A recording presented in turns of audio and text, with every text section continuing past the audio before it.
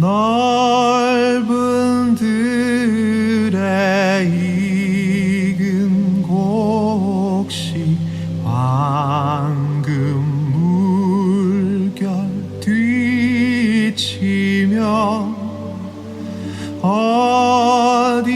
어디든지 태양빛에 향기 진동하도다.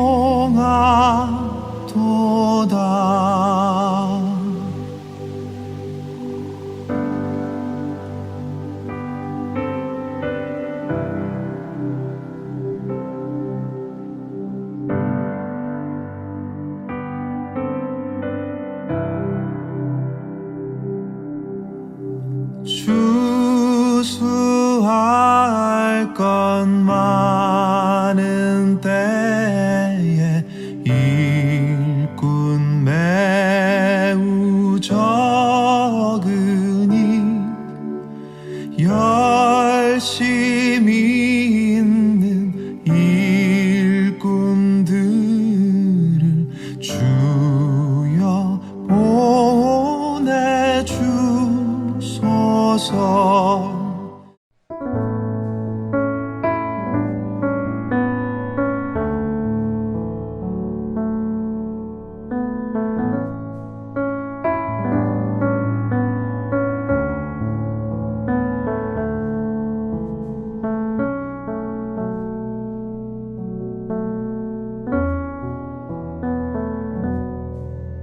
그 사람들이 롯에게 이르되 이외에 내게 속한 자가 또 있느냐?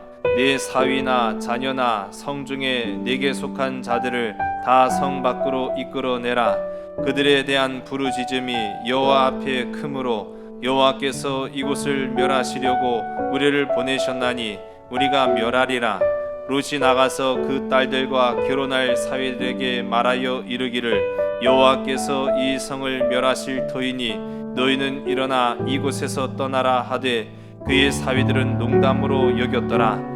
동틀 때에 천사가 롯을 재촉하여 이르되 일어나 여기 있는 내 아내와 두 딸을 이끌어내라. 이 성의 죄악 중에 함께 멸망할까 하노라.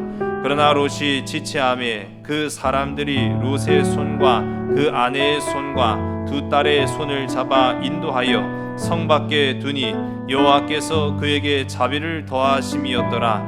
그 사람들이 그들을 밖으로 이끌어낸 후에 이르되 도망하여 생명을 보존하라. 돌아보거나 들에 머물지 말고 산으로 도망하여 멸망함을 면하라. 롯이 그들에게 이르되 내 주여 그리 마옵소서.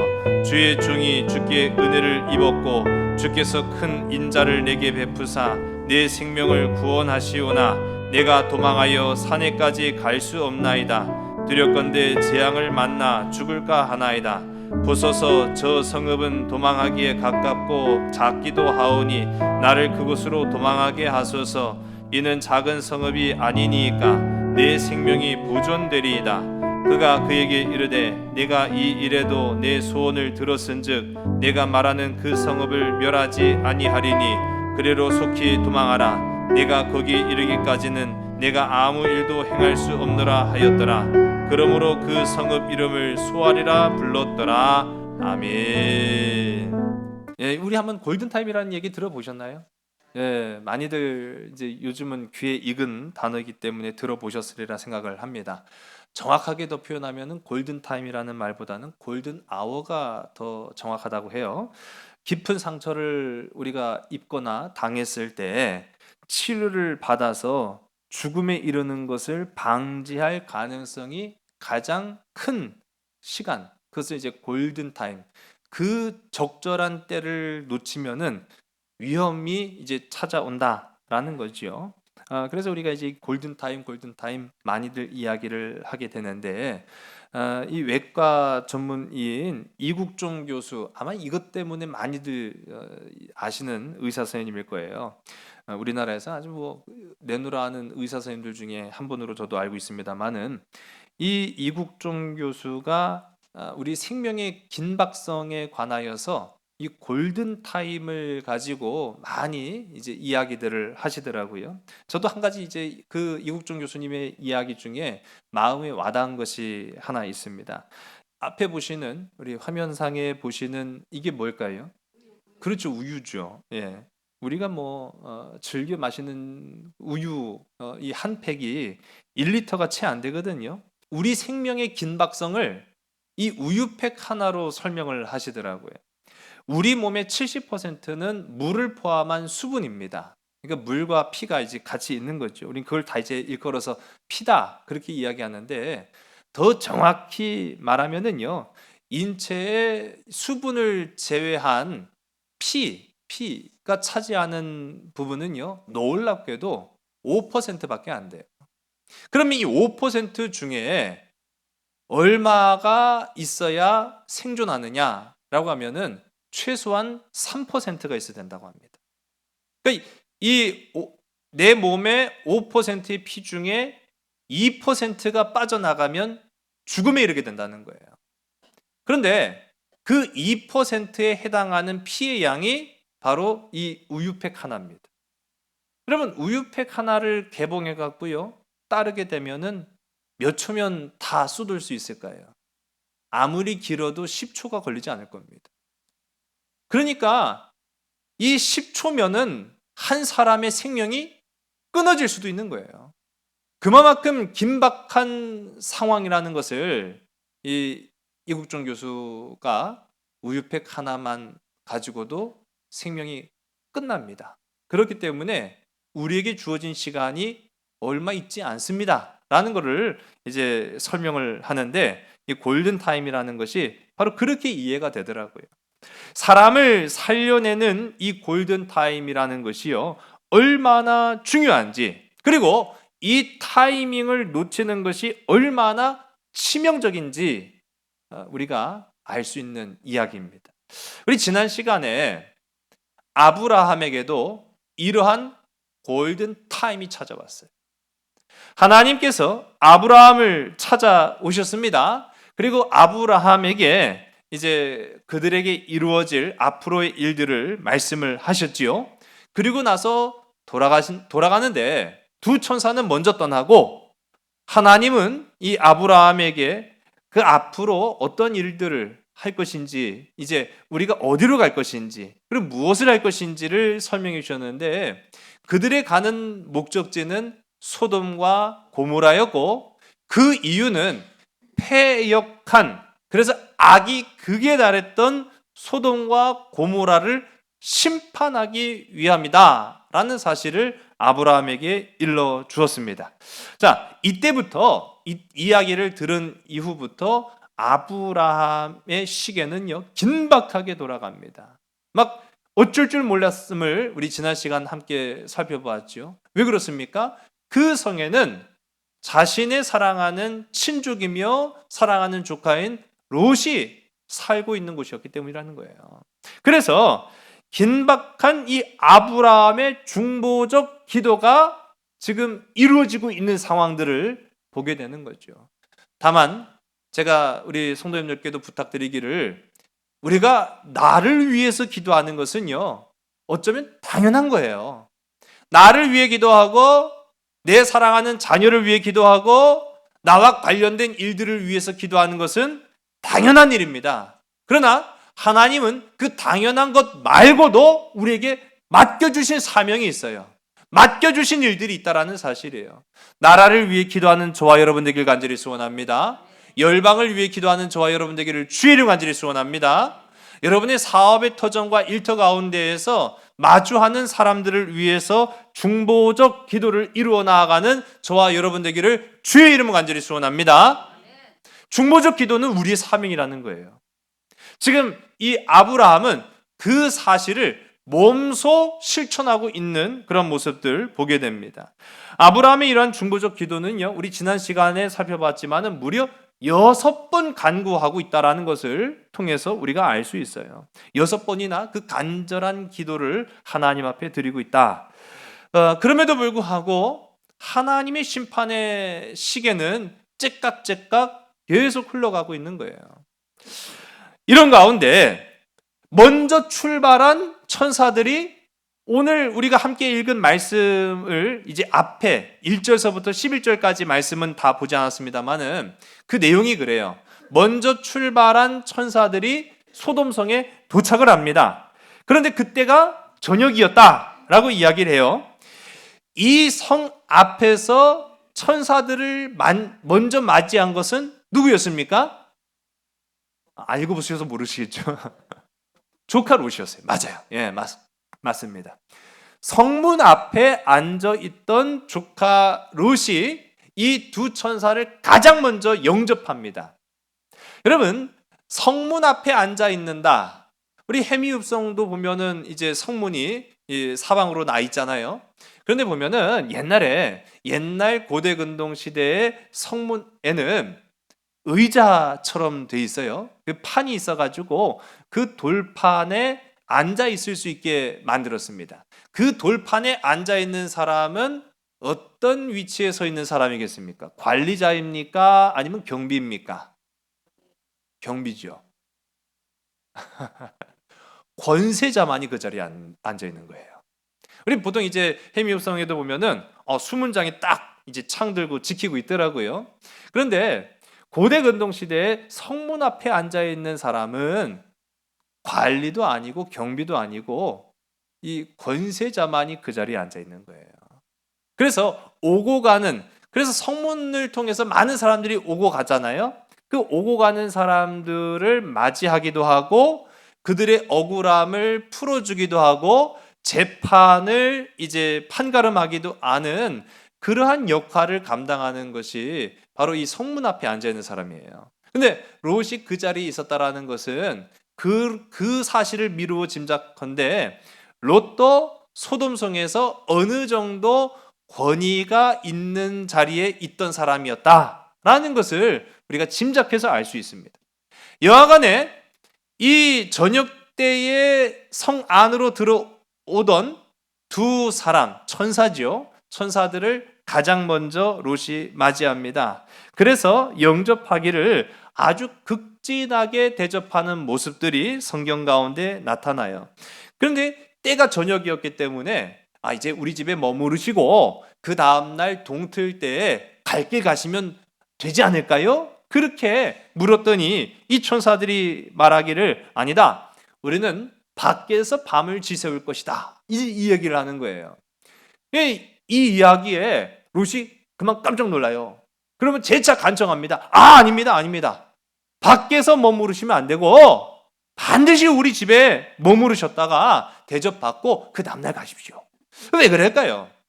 여러분, 소돔성의 치안이 그 정도로 불안했기 때문이라는 거예요. 소돔은 굉장히 위험한 도시였습니다. 환락은 폭력의 양면성을 가지고 있어요. 여러분 보세요.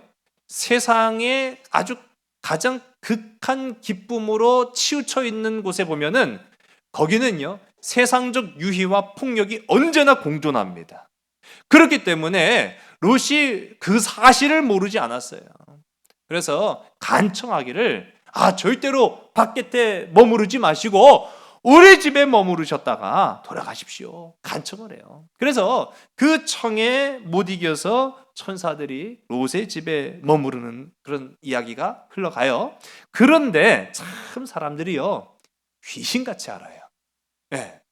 그 밤중에 온 손님임에도 불구하고 롯의 집에 외부인들이 왔다. 천사라는 걸 몰랐죠.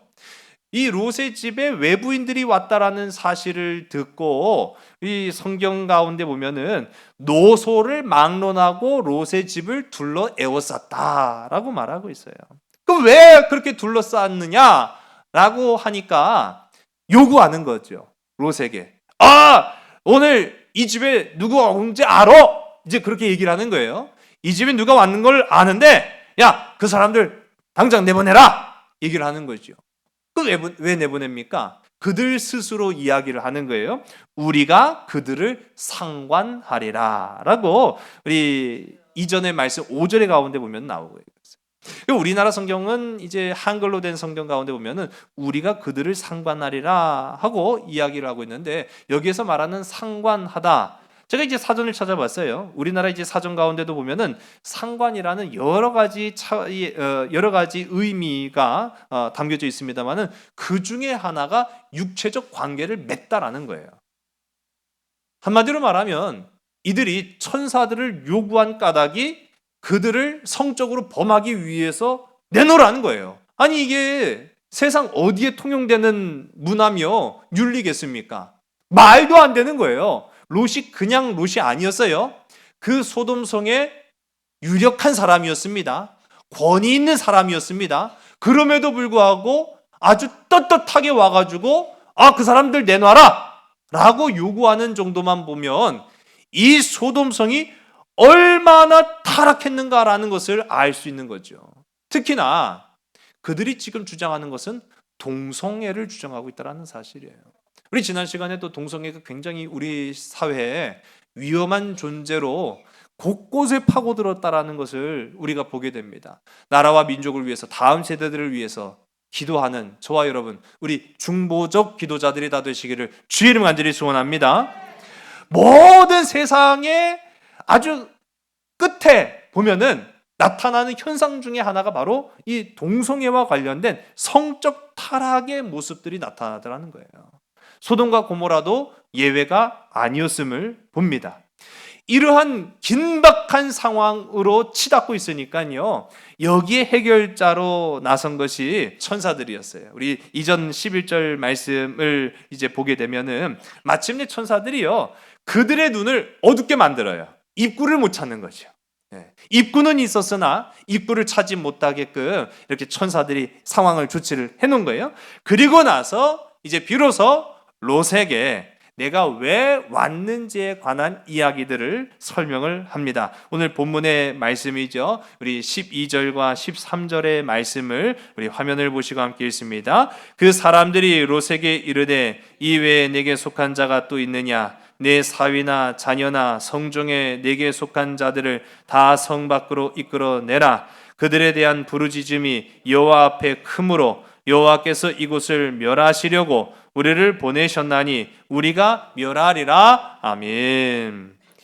내가 이 소돔성을 멸망시킬 것이다. 하나님께서 이 소돔성의 죄악의 부르짖음이 크므로 이 성이 이제 멸하게 될 것이니 너는 속히 이 성을 피해라.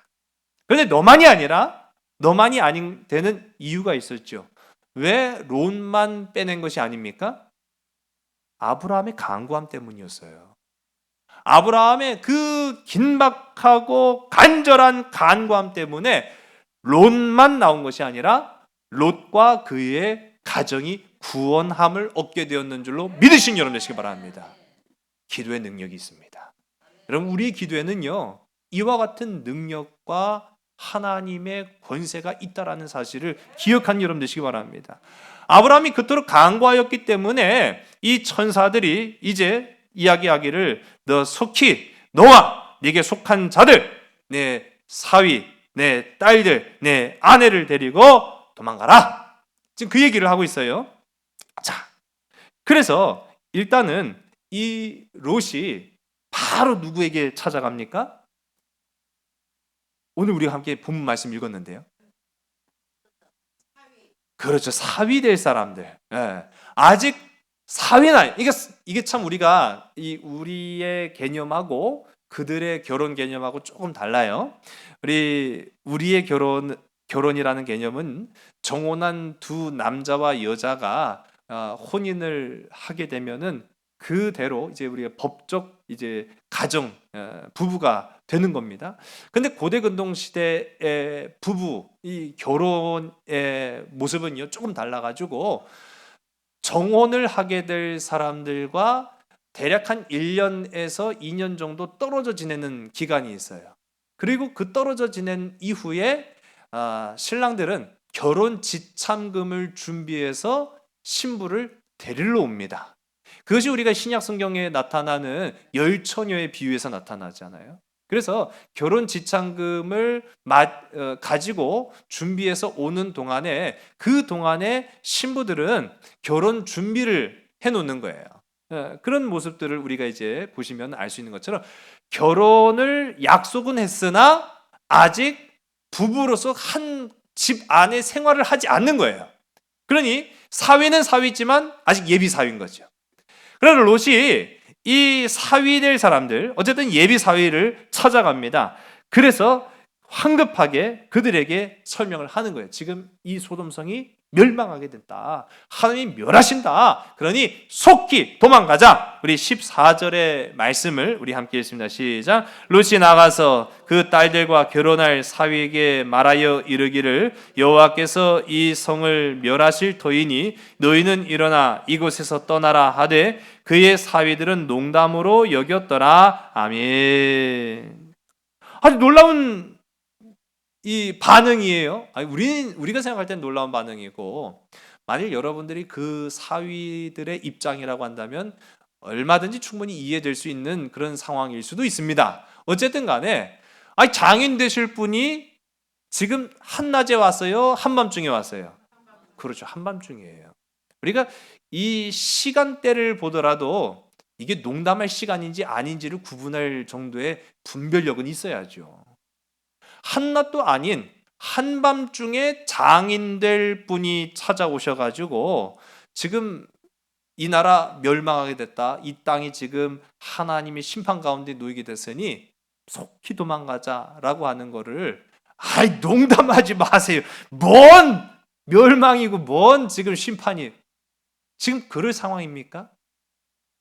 내가 이해가 되지 않는다 할지라도 이런 반응이 나타나선 안 될 그런 상황이지요. 그런데 말씀을 보니까 사위들은 이 롯의 말을 듣지 않습니다.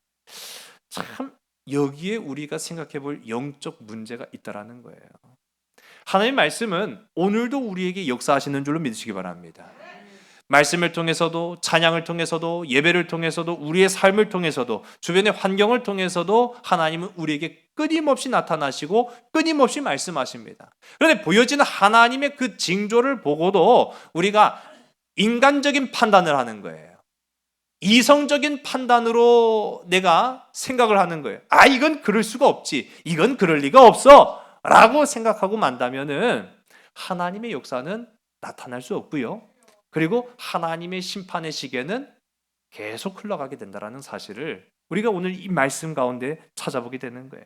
근데 문제는요, 이제 이 사위들, 말 안 듣는 사위들만이 문제가 아니었다라는 것을 보게 됩니다. 우리 15절과 16절의 말씀을 우리 화면을 보시고 함께 읽습니다. 동틀 때 천사가 롯을 재촉하여 이르되 일어나 여기 있는 내 아내와 두 딸을 이끌어내라. 이 성의 죄악 중에 함께 멸망할까 하노라. 그러나 롯이 지체하매 그 사람들이 롯의 손과 그 아내의 손과 두 딸의 손을 잡아 인도하여 성 밖에 두니 여호와께서 그에게 자비를 더하심이었더라. 아멘. 롯이 천사들의 그 긴박한 설명을 듣고도 지금 롯에게 주어진 골든 타임이 얼마 없어요. 그런데 지금 롯의 그 상황을 성경은 뭐라고 설명하고 있습니까? 지체하였다라고 설명하고 있어요. 지체하였다. 한시가 급한데 지금 지체할 상황이 됩니까? 전혀 그렇지 않지요. 여기서 이제 우리가 지체하다라고 하는 이 마하므라는 히브리어는 주저하고 있다는 거예요. 우물쭈물하고 있다는 거죠. 갈팡질팡하고 있다는 사실이에요. 여러분, 구원은 시급한 문제라는 사실을 기억한 여러분 되시기 바랍니다. 하나님께서 우리에게 구원의 명령을 내리실 때는요, 지체할 이유가 없어요. 지체할 시간이 없어요. 심판 앞에 지체하는 자는 망하고 만다라는 사실을 우리가 기억을 해야 됩니다. 오늘 망하게 될 뻔한 두 사람, 물론 롯은 구원을 받았습니다만은 그대로 계속 지체했다면 롯도 망할 뻔했죠. 망할 뻔한 두 사람이 등장하는데 첫 번째로는 롯이에요. 롯이 주저하며 지체한 까닭 무엇입니까? 미련이 남았기 때문인 거죠. 또 롯의 말을 이 예비 장인의 말을 듣고도 사실 좀 그래요. 내 아버지 말은 좀 안 들을 수 있어도 장인의 말은 들어야죠. 아닌가요? 네. 그런데 이 사위들은요, 눈도 깜짝 안 해요. 여러분, 사위들이 눈도 깜짝하지 않고 이 심판의 시계가 째깍째깍 흘러가고 있는데도 움직이지 않은 이유가 성경 뭐라고 말합니까? 농담으로 여기기 때문이라는 거예요. 롯이 머뭇거린 까닭은 지체하였기 때문이고, 이 사위들이 움직이지 않은 까닭은 하나님의 말씀을 농담으로밖에 여기지 않았다라고 말하고 있어요. 여러분, 농담으로 여겼다? 우리 성경 가운데 이 농담으로 여겼다라는 말의 히브리어는 차하크입니다. 농담이라는 것은 서로 간에 웃고 즐거운 그런 모습들이 소위 농담이지요. 나는 재밌어서 막 깔깔깔깔거리고 웃고 있는데 그 얘기를 듣고 있는 사람은 심각해져 있어요. 그럼 그게 농담입니까? 그건 농담이 될 수가 없어요. 우리가 서로 간에 상호 간에 웃고 즐겁고 또 기쁜 그런 모습들이 있으면은 그게 농담이지요. 어리석은 사람들은 서로 쳐다만 봐도 우습다라는 얘기가 있어요. 우리 한번 서로 마주 볼까요? 왜 웃으세요? 네. 어리석은 사람들이 왜 서로 쳐다만 봐도 웃는다고 할까요? 쳐다보면서 서로 웃는데요. 그러니까 이 못생겼다 야. 그런다는 거예요. 뭐 아무것도 아닌 것 같지만은요, 우리가 그렇게 웃어도 아무 흠이 없어요. 야, 왜 웃어? 야, 너 못생겨서 웃어. 그러면 야, 너는 뭐 잘생긴 줄 알아? 이 자식아? 그러고 있으면은 서로 그냥 깔깔호호 웃고 그만이거든요. 그런데 혼자만 그렇게 웃고 있으면은 그는 웃을 만한 상황이 아닌 거죠. 농담이라고 여길 것이 있고 아닌 것이 있습니다. 근데 이 차크라고 하는 이 농담이라는 말의 원어적 의미는요, 비웃는다라는 거예요. 비웃다, 조롱하다. 여러분, 베드로 후서 3장 3절과 4절의 말씀을 우리 화면을 보시고 함께 읽습니다. 먼저 이것을 알지니 말세에 조롱하는 자들이 와서 자기의 정욕을 따라 행하며 조롱하여 이르되 주께서 강림하신다는 약속이 어디 있느냐? 조상들이 잔 후로부터 만물이 처음 창조될 때와 같이 그냥 있다 하니. 아멘. 베드로후서 3장 3절과 4절의 모습을 보니까 말세, 이 멸망의 때인 거죠. 심판의 때를 말하는 거예요. 이 골든 타임이 가까울수록 조롱하는 사람들이 나타나서 무엇을 비웃는다고 말하고 있어요? 하나님의 말씀을 비웃는다는 거예요. 하나님의 약속을 비웃는다는 거예요. 교회를 비웃는다는 거예요. 성도를 비웃는다는 거예요. 여러분, 이게 얼마나 무서운 이야기입니까? 조롱하고 비웃는 그 모습은 결코 경건한 것도 아니고 거룩한 것도 아니며 하나님의 은혜대로 이루어진 반응도 아닙니다. 그건 그야말로 불순종의 태도, 반응이 바로 비웃음, 조롱, 이 차하크라는 말로 나타나게 되는 거죠. 여러분, 과거에는 교회가 세상을 걱정했습니다. 근데 반대로 이제는 세상이 교회를 걱정합니다. 과거에는 교회가 말하면 세상이 들었습니다. 오늘날에는 교회가 말하면 세상이 교회를 비웃습니다. 얼마나 안타깝습니까? 여러분, 여기에는 우리가 한 가지 생각해 볼 필요가 있어요. 왜 이 사위될 사람들이 예비 장인의 말을 듣지 않았을까라는 그 얘기죠. 그 생각인 거죠. 왜 이 장인 될 사람의 말을 듣지 않았는가? 신학자들은 말하기를 이 롯이 자녀들에게 어떠한 영적 영향력도 끼치지 못했기 때문이다라고 말하고 있어요. 영적 권위와 권세가 없었기 때문이다 라고 말합니다.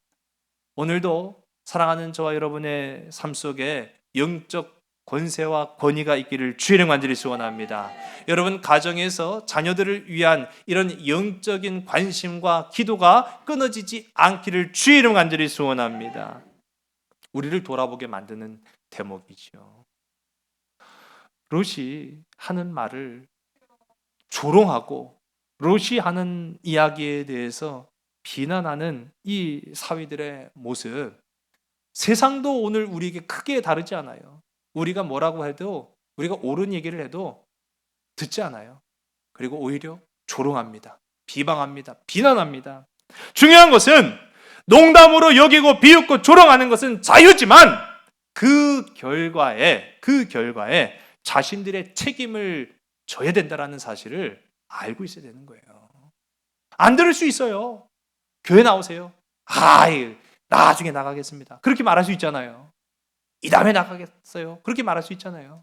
죄 짓지 말고 하나님 믿으세요 라고 할 때 너나 잘 믿어 라고 할 수 있잖아요.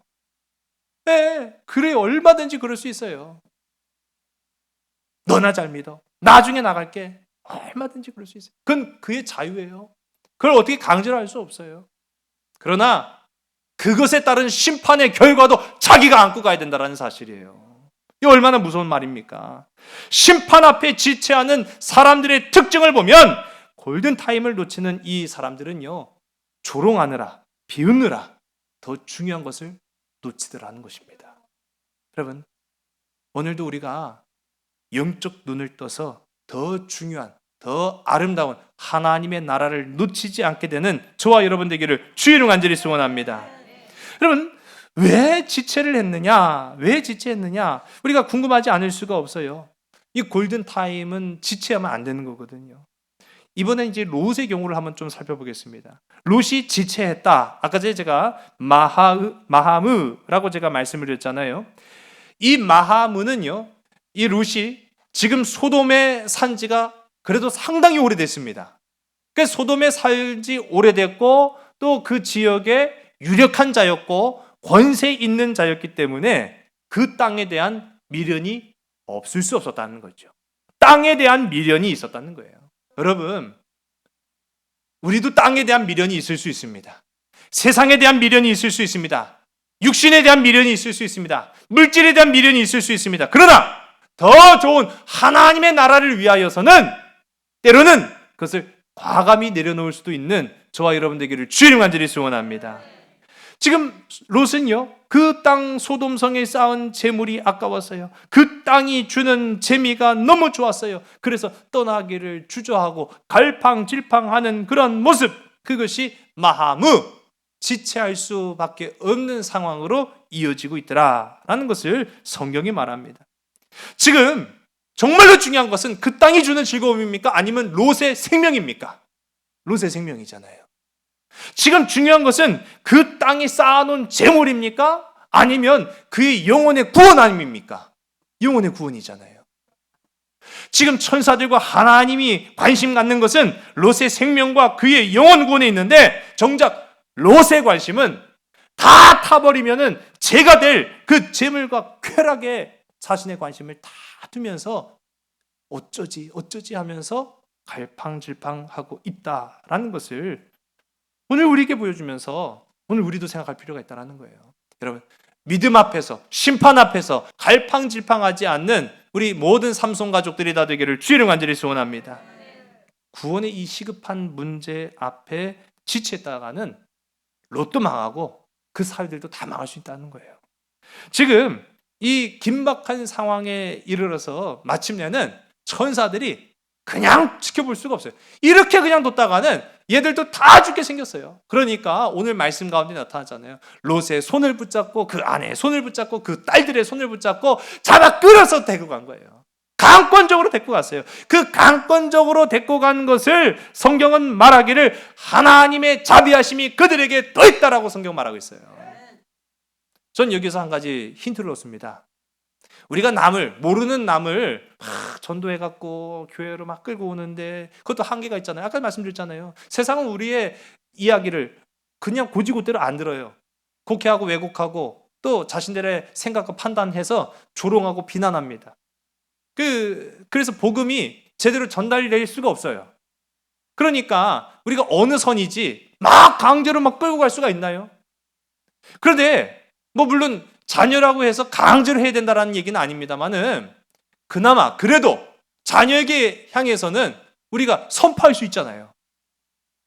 내 자녀에게 있어서만큼은 우리 믿음, 우리의 가정은 믿음의 가정이다. 우리 가정은 교회를 다녀야 된다. 그렇게 주장할 수 있잖아요. 우리 가정은 제사 드리지 않는다. 우리 가정은 예배 드린다. 그렇게 말할 수 있잖아요. 그렇게 담대하게 선포하시기를 주의를 완전히 소원합니다. 전 그렇게 해야 된다고 생각하는 게 바로 여기 있는 거예요. 안 그러면 지금 죽어요. 안 그러면 지금 심판당한다고요. 그러니까 천사들이 어떻게 합니까? 지체하고 있으니까 강권적으로 지금 끌고 가고 있어요. 지금 천사들이 다른 세상 사람들 끌고 가고 있습니까? 아니에요. 지금 하나님의 사람이어야 되는데, 하나님의 사람이어야 되는데 지금 지체하고 머뭇거리고 있는 롯의 가족을 끌고 가고 있단 말이에요. 내 가정, 내 자녀만큼은 끌고 가야 된다는 사실을 말하는 거예요. 그래서 그렇게 하는 것이 하나님의 은혜다. 하나님이 그들에게 자비를 더하셨다라고 성경은 말하고 있는 겁니다. 그런데 이 와중에도 아주 롯은요, 문제가 이만저만이 아님을 우리가 성경을 통해서 우리가 보게 되는 거죠. 우리 17절의 말씀을 함께 읽습니다. 그 사람들이 그들을 밖으로 이끌어낸 후에 이르되 도망하여 생명을 보존하라. 돌아보거나 들에 머물지 말고 산으로 도망하여 멸망함을 면하라 라고 말하고 있어요. 자, 어디로 도망하라고 말하고 있습니까? 그렇죠. 산으로 도망하라고 말하고 있어요. 산에 오른다는 것은 그러나 결코 쉬운 건 사실은 아닙니다. 예. 뭐 야트막한 언덕도 있을 수 있겠지만은 지금 여기에서 말하는 소돔성의 이 멸망을 심판을 피하기 위해서 올라가라고 한 산은 굉장히 험준한 산을 일컫는 거예요. 이제 지금 그러나 그것만이 유일한 살 길이었기 때문에 천사들이 산으로 도망하라고 하죠. 그런데 이때 롯의 반응, 이 롯의 반응을 우리 한번 우리 18절의 말씀을 함께 볼까요? 시작. 롯이 그들에게 이르되 내 주여 그리마옵소서. 이게 뭔 말이에요? 지금 하나님의 천사들은 너 살려면 산으로 가. 지금 그 얘기하는데 그렇게 하지 맙시다. 지금 그러고 있는, 제동을 걸고 있는 거예요. 이 말도 안 되는 얘기를 하고 있어요, 지금. 그러면서 19절의 말씀을 우리 보겠습니다. 시작. 주의 종이 주께 은혜를 입었고 주께서 큰 인자를 내게 베푸사 내 생명을 구원하여 싸우나 내가 도망하여 산리까지 갈 수 없나이다. 들을건대 재앙을 만나 죽을까 하나이다. 아멘. 지금 이 롯이라는 놈은요, 지금 똥인지 된장인지를 구분 못하는 놈이에요. 지금 못 가면 재앙이라니까. 그래서 가라고 얘기를 하고 있는데도 그 산이 가는 게 얼마나 힘든데요. 가다가 죽어요. 지금 그 얘기하는 거예요, 지금. 지금 살리려고 가라고 하는 건데. 얼마나 답답한 노릇입니까? 여러분, 이 기막힌 모습이 바로 조카 롯의 모습일 뿐만 아니라 때로는 우리의 모습이기도 해요. 얼마나 기가 막힌 모습입니까?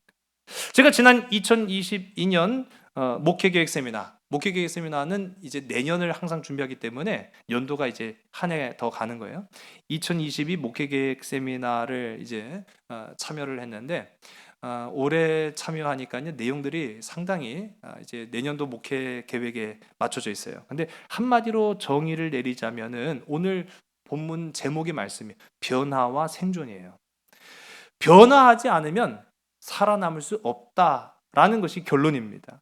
그러나 여러분, 변화해도 그 나름대로 변화라는 것이 있어요. 중심이 있다라는 거예요. 여러분, 교회의 본질은 말씀이라는 사실을 기억하시기 바랍니다. 교회의 본질은 말씀이 되시는 하나님이라는 사실을 기억한 여러분 되시기 바랍니다. 그러니까 우리가 하나님, 본질이 되시는 하나님의 말씀 안에서의 삶의 변화, 하나님의 말씀 안에서의 교회의 변화, 그것이 있지 않고서는 앞으로는 살아남기 어렵다, 그 얘기를 해요. 그러면서 여러분, 이 강사로 오신 목사님들이 이야기하는데 저도 생소한 단어들 굉장히 많이 들었어요. 여러분, 요즘 흔히들 뉴스에서는 이야기합니다만 메타버스 뭐 그런 얘기 들어보셨어요? 메타버스, 생소한 얘기죠. 언컨택트, 온라인 미디어 교회, 뭐 하나하나 다 어떻게 보면 우리가 지금까지 살아왔던 모습하고는 전혀 맞지 않는 이야기예요. 전혀 맞지 않는 얘기들 하고 있어요.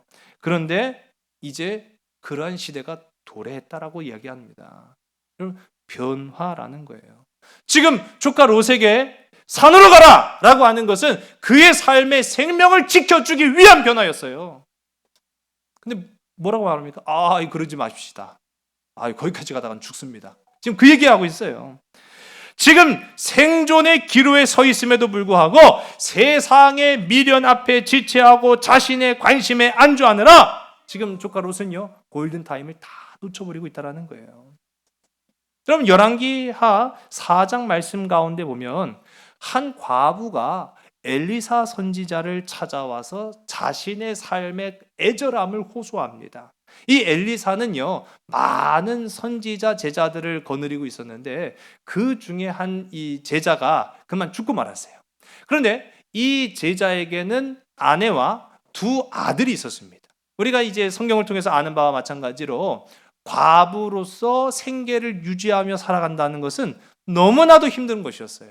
그러다 보니까 빚을 지며 살아갑니다. 근데 이 빚을 갚을 방법이 없는 거예요. 그러니 나중에는 이 빚 갚아야 될 사람들이 찾아와서 야, 너 빚 갚어. 그랬더니 아유, 좀만 기다려주세요. 못 갚아요. 그랬더니 야, 너 못 갚을 바에는 두 아들을 나에게 종으로 넘겨라. 지금 그 얘기인 거죠. 그러니 이 절박한 여인이 죽은 이 남편의 스승이었던 엘리사 선지자에게 찾아가서 그 긴박한 상황을 호소합니다. 얼마나 안타까워요. 여기에 뭔가 답을 줘야 되잖아요. 그런데 그 이야기를 듣고 난 이 엘리사가 우리 3절의 말씀인데요. 이르되 너는 밖에 나가서 모든 이웃에게 그릇을 빌리라. 빈 그릇을 빌리되 조금 빌리지 말고 라고 말해요. 네 집에 그럼 뭐라도 있냐? 아니요, 다 없고 그저 기름 한 병 뿐입니다. 그러니까 이 엘리사가 말하기를 그래요. 그러면 네 아들들한테 시켜서 온 동네 모든 사람들한테 빈 그릇을 다 빌려와라. 그런데 조금 빌리지 말고 있는 대로 싹 끌고 와라. 지금 그 얘기를 하고 있는 거예요. 여러분, 이게 합리적이고 납득할 만한 답변입니까? 우리로서는요, 아멘 할 수도 있겠지만은 아멘 하고 나서 가만히 생각해 보니까 아니 그릇 빌려면 그게 뭐 어떻게 하라는 거지? 지금 우리가 이해가 안 되잖아요. 납득이 안 되잖아요. 우리는 두 가지 측면에 서 있습니다. 아멘이라고 할지 아니면 미친놈 하고 돌아갈지. 도와줄 거면은 진짜 돈을 주든지 뭘 주든지, 아니 도와주진 못할 망정 지금 나한테, 절박한 나한테 그릇 빌려오라고? 이게 말이 돼? 그렇게 생각할 수 있잖아요. 이런 상황에서 만일 여러분이 이 과부의 입장이라면 어떻게 반응을 보이겠습니까? 지금 이 과부는요, 어떻게 보면 갈팡질팡할 수 있고 어떻게 대답해야 되나 지체할 수 있고 어떻게 반응을 보여야 되나 머뭇거릴 수 있잖아요. 6절의 말씀이에요. 우리 6절의 말씀을 함께 읽습니다. 시작. 그릇에 다 찬지라. 여인이 아들에게 이르되 또 그릇을 네개로 가져오라 하니 아들이 이르되 다른 그릇이 없나이다 하니 기름이 곧 그쳤더라. 아멘. 정말로 그 여인은요, 엘리사의 말을 듣자마자 지체 없이 그렇게 했다라는 거예요. 여러분, 그런 믿음의 결단이 저와 여러분 가운데 있기를 주의 이름으로 간절히 소원합니다. 믿음만이 이렇게 행동할 수 있는 거예요. 인간적인 생각과 사고 판단을 가지고는요, 우리도 이 롯의 사위들처럼 반응할 수 있어요. 그냥 비웃고 마는 거예요. 조롱하고 마는 거예요. 또는 롯처럼 판단할 수도 있어요. 우물쭈물 거리다가 어떻게 해야 되나 하다가 그 골든타임 놓칠 수도 있는 거예요. 그러나 이 여인은요, 지체 없이 돌아가서 자신의 두 아들들한테 온 동네 모든 빈 그릇을 다 가지고 와라. 그리고 그 문을 걸어 잠그고 그릇을 따르기 시작하는 거예요. 기름을 따라 부르는데 신기하게도요, 기름이 붓는 대로 계속되는 거예요. 붓는 대로 계속되는, 그것을 6절이 말합니다. 그릇에 다 찬지라. 여러분, 믿음은 무에서 유를 창조해내는 줄로 믿으시기 바랍니다. 그것이 하나님의 역사예요. 하나님의 역사는요, 우리가 보이지 않는 믿음의 고백을 하잖아요. 그럼 보여지는 것으로 우리의 삶에 채워주십니다. 그때 하나님의 나라가 나타나는 거예요. 그렇게 그릇에 다 차고 나니까요, 그야말로 빌려온 그릇이 이젠 더 이상 없는 거죠. 더 가져와라, 더 가져와라, 더 가져와라. 자기도 하면서 이게 너무너무 놀라운 거예요. 너무너무 신기한 거예요. 채워지는 대로 차니까. 그러고 있는 가운데 이제 그릇이 똑 떨어졌어요. 아들한테 말합니다. 아들들아, 그릇 더 갖고 와라, 더 갖고 와라. 그랬더니 아들들이 엄마, 이제 그릇이 없어 라고 하는 그 순간 어떻게 되면 기름이 그쳤더라. 여러분, 믿음의 고백이 이처럼 중요한 거예요. 우리가 믿음으로 아멘! 이라고 할 때 하나님의 나라의 역사는 나타나고요, 우리가 그게 되겠어 의심하고요, 비웃고요 조롱하면은 거기에서 하나님의 은혜가 곧 그쳤더라. 그렇게 되는 거예요. 입술의 고백대로 복을 받는 저와 여러분 우리 모두가 되기를 주의를 간절히 소원합니다. 변화와 생존의 기로에서 우리를 지체하게 만드는 것이 무엇이냐라는 거예요. 지금 우리가 골든타임 앞에 있습니다. 그 골든타임 가운데 미련 때문에, 때로는 욕심 때문에, 우리가 세상에 대한 관심 때문에, 또는 하나님에 대한 불신앙 때문에 머뭇거리고 있다면 안 됩니다. 지체하지 말고 이 믿음의 여인처럼 과감하게 나가서 아멘으로 응답하며 고백하는 삶, 그것이 우리의 빈 그릇을 다 채우게 되는 줄 믿으시기 바랍니다. 내일 일을 장담할 수 없는 것이 우리 인생이잖아요. 우리가 바이러스 하나 앞에도 벌벌벌 떠는 것이 우리 인생이지 않습니까? 이 시간 내 삶의 구원의 주인이 되시는 주님을 붙들어야 되는데, 우리가 주님을 붙들어야 될 시간에 다른 세상의 그 어떤 것을 붙들고 있다라고 한다면 우리는 이 심판을 이길 수가 없다라는 사실이에요. 지체 없이 믿음으로 나아가는 복된 저와 여러분, 구원의 골든타임을 놓치지 않는 우리 모두가 다 되기를 주의 이름 간절히 소원합니다. 기도하시겠습니다. 아버지 하나님, 구원의 문 앞에 서 있음에도 불구하고 우리가 말씀으로 주를 믿고 내 입술로 주를 고백하여 살아가지 못함으로 말미암아 심판의 때에 놓이는 이 어리석은 상황이 이어지지 아니하도록 우리를 진리로, 우리를 말씀으로, 우리를 성령으로 주장하시고 붙들어 주시옵소서. 멸망해가는 이 소돔성 가운데 천사들의 손을 통하여서 구원받았던 롯처럼 멸망해가는 이 세상 가운데 하나님의 은혜의 말씀을 통하여서 구원함에 이르는 주의 백성, 주의 자녀들, 이 세상 변화와 생존의 기로에 서 있습니다. 그러나 우리의 삶의 중심이 되시고 우리의 삶의 능력이 되시는 하나님 한 분 의지함으로 말미암아 변화를 이겨내고 생존하여 하나님께 영광을 돌리는 주의 모든 백성들, 하나님의 자녀들이 다 되게 인도하여 주시옵소서. 모든 것을 주께 온전히 의탁하오며 사랑 많으신 예수 그리스도의 이름으로 감사하며 간절히 기도드렸사옵나이다. 아멘. 세기를 만드시는 큰 기적 행하시는 분, 그는 우리 하나님. 주는 약속을 지키시는, 어둠 속을 밝히시는 빛, 그는 우리 하나님. 그는 하나님, 그는 하나님, 그는 하나님, 그는 하나님.